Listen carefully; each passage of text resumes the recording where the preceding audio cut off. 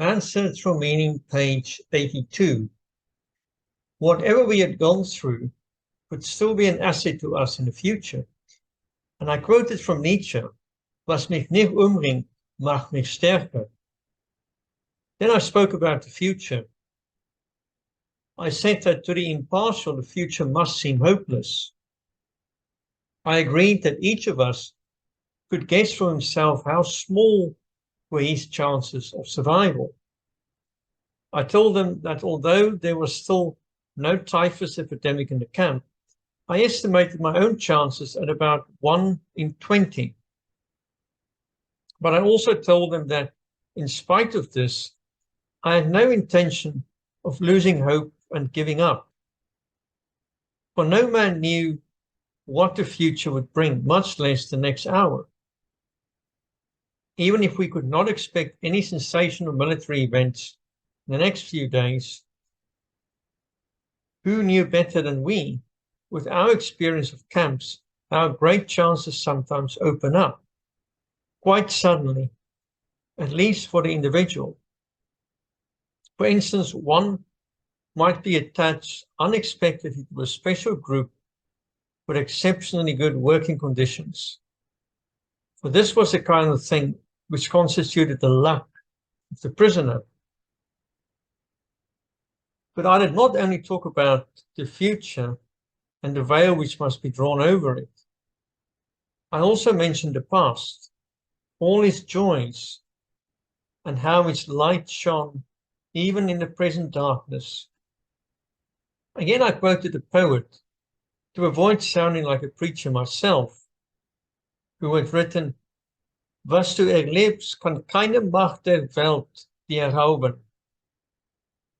Not only our experiences, but all we have done, whatever great thoughts we may have had, and all we have suffered, all this is not lost, though it is past. We have brought it into being.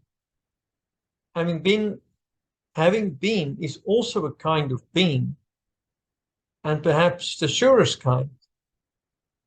Then I spoke of the many opportunities of giving life a meaning. I told my comrades, who lay motionless, although occasionally a sigh could be heard, that human life, under any circumstances, never ceases to have a meaning, and that this infinite meaning of life includes suffering and dying, privation and death. I asked the poor creatures who listened to me attentively in the darkness of the hut to face up to the seriousness of our position. They must not lose hope, but should keep their courage in the certainty that the hopelessness of our struggle did not detract from its dignity and its meaning.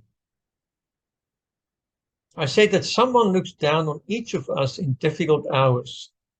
A friend, a wife, somebody alive, or dead, or God. And he would not expect us to disappoint him. He would hope to find us suffering proudly, not miserably, knowing how to die. Just a personal note here. As the human soul is not immortal, it would of course be impossible for someone who died to look down upon anyone who's still alive. And finally, I spoke of our sacrifice, which had meaning in every case. It was in the nature of this sacrifice that it should appear to be pointless in a normal world, the world of material success. But in reality, our sacrifice did have a meaning. Those of us who had any religious faith, I said frankly, could understand without difficulty. I told them of a comrade who on his arrival in camp had tried to make a pact with heaven that his suffering and death should save the human being he loved from a painful end. For this man, suffering and death were meaningful. His was a sacrifice of the deepest significance. He did not want to die for nothing. None of us wanted that. The purpose of my words was to find a full meaning in our life, then and there, in that hut, and in that practically hopeless situation. I saw that my efforts had been successful.